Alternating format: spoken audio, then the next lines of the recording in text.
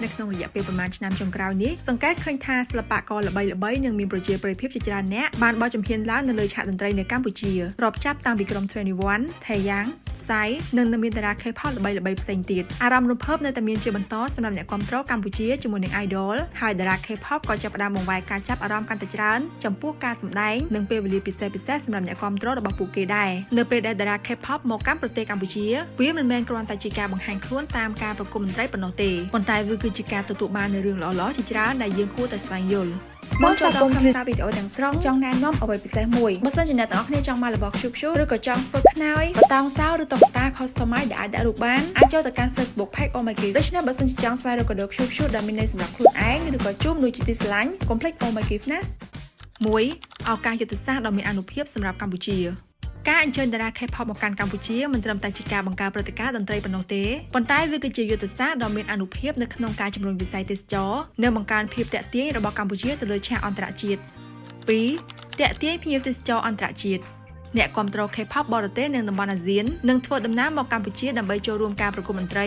ឬ fan meeting របស់ idol ហើយភាគច្រើននឹងបន្ថែមជាមួយនឹងការធ្វើដំណើរទៅលេងតំបន់ទេសចរស្នាក់នៅនិងទស្សនាទីកន្លែងសំខាន់ៗនៅក្នុងប្រទេសទៀតដូច្នេះនៅពេលដែលមានភ្ញៀវទេសចរកើនឡើងចំនួននៃការកក់សណ្ឋាគារភោជនីយដ្ឋានការធ្វើដំណើរការទិញទំនិញនិងសេវាកម្មផ្សេងៗក៏កើនឡើងទៅតាមនោះដែរដែលអាចបង្កើនចំណូលដល់អាជីវករនៅក្នុងស្រុកនិងបង្កើតការងារថ្មីៗទៀតផង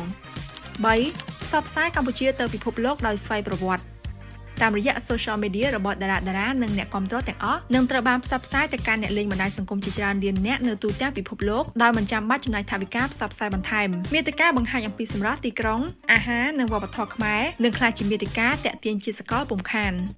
4ការផ្លាស់ប្ដូរវប្បធម៌វត្តមានតារា K-pop ឬតារាអន្តរជាតិនៅលើទឹកដីកម្ពុជាពិតជាបានលើកកម្ពស់ការផ្លាស់ប្ដូររវាងវប្បធម៌បរទេសនិងវប្បធម៌ខ្មែរប្រជាជននៅក្នុងស្រុកបានឃើញពីអ្វីដែល idol បានបង្ហាញប៉ុន្តែលើពីនេះតារាបរទេសទាំងនោះអាចស្វែងយល់បានច្រើនពីវប្បធម៌ដ៏ផូរផង់របស់ខ្មែរពួកគេបានឃើញផ្ទាល់និងដឹងផ្ទាល់លើពីការឆែកតាមអ៊ីនធឺណិតវាគឺជាឱកាសសម្រាប់យើងនៅក្នុងនាមជាម្ចាស់ផ្ទះដើម្បីណែនាំម្ហូបអាហារម៉ូដនិងប្រពៃណីដ៏អស្ចារ្យរបស់កម្ពុជា5ធ្វើឲ្យកម្ពុជាជាគោលដៅ event tourism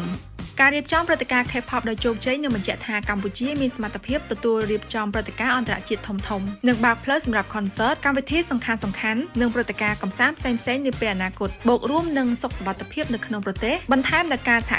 ការស្វាគមន៍របស់អ្នកគាំទ្រកម្ពុជាទាំងអស់ពិតជាបានបង្ហាញពីការគាំទ្រដោយមានភាពចាស់ទុំនោះនឹងធ្វើឲ្យម្ចាស់កម្មវិធីទាំងនោះកាន់តែរំភើបនិងមានភាពកក់ក្ដៅនៅក្នុងការអញ្ជើញមក